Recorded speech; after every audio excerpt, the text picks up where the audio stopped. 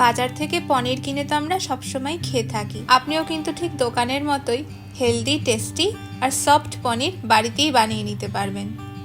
এই রেসিপিটা কিন্তু আপনি আর কোথাও পাবেন না। প্রথম এইভাবে আমি আপনাদেরকে আজ বানিয়ে দেখাবো। পনির বানানোর জন্য প্রথমে একটা মিডিয়াম সাইজের গামলা নিয়ে নিয়েছি। এতে একটু জল দিয়ে দেব যাতে দুধ তলায় লেগে না যায়।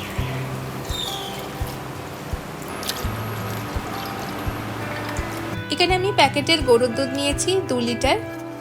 এবারে আমি দুধ ফুটতে দেব।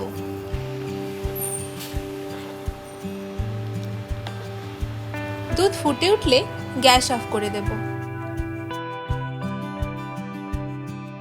তারপর কিছুক্ষণ নাড়াচাড়া করতে থাকবো হালকা ঠান্ডা করার জন্য।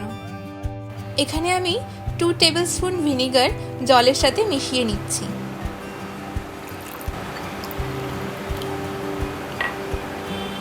এবার দুধে ভিনিগারটা দিয়ে দেব।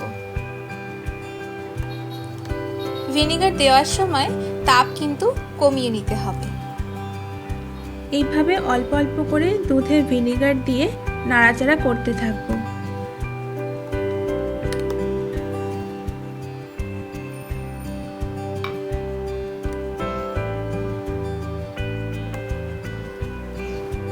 দেখতেই পাচ্ছেন ছানাটা এখন কেটে গেছে। ছানা কেটে গেলে এবার আমি গ্যাস অফ করে দেব।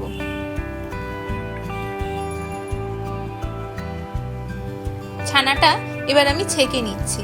তার জন্য একটা গামলার মধ্যে ছাঁকনি বসিয়ে ছানাটা ছেঁকে নেব।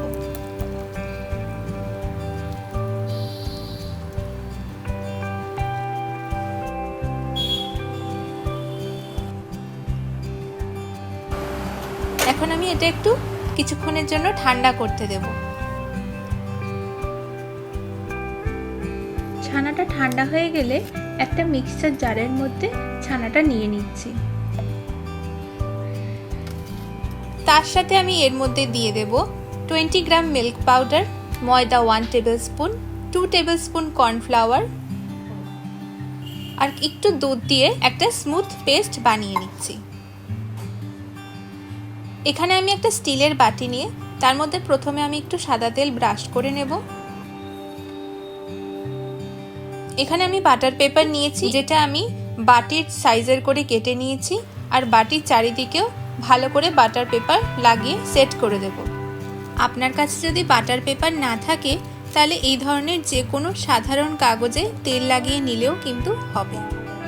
এরপর একটু ঘি ওপর থেকে ব্রাশ করে মাখিয়ে নেব। ছানার যে মিশ্রণটা আমি তৈরি করেছিলাম এর আগে, সেটা আমি এখন পাত্রে ঢেলে দিচ্ছি।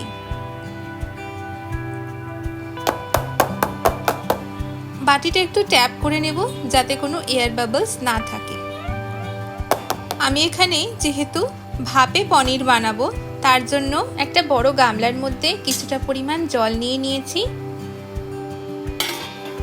ঢাকা দিয়ে হাই হিটে 5 মিনিট সময়ের জন্য প্রিহিট করতে দেব। প্রিহিট হয়ে গেলে বাটিটা আমি স্ট্যান্ডের উপর বসিয়ে দেব। এবার কম আঁচে 25 মিনিটের জন্য ভাপে রান্না হতে দেব। 25 মিনিট হয়ে গেলে গ্যাস অফ করে পুরোপুরি ঠান্ডা করে নেব। এটা কিন্তু গ্যাস অফ করার পর নরমই থাকবে। পুরোপুরি ঠান্ডা হলে তবেই এটা দেখবেন একদম সেট হয়ে গেছে।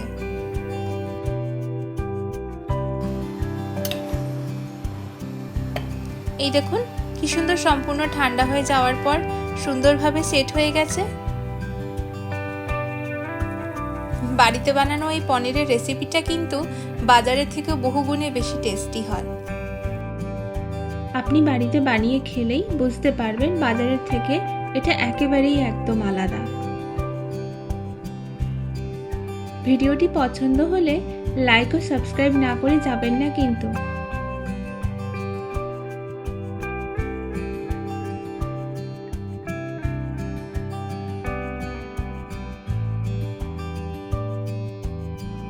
আজ তাহলে আসি, ধন্যবাদ।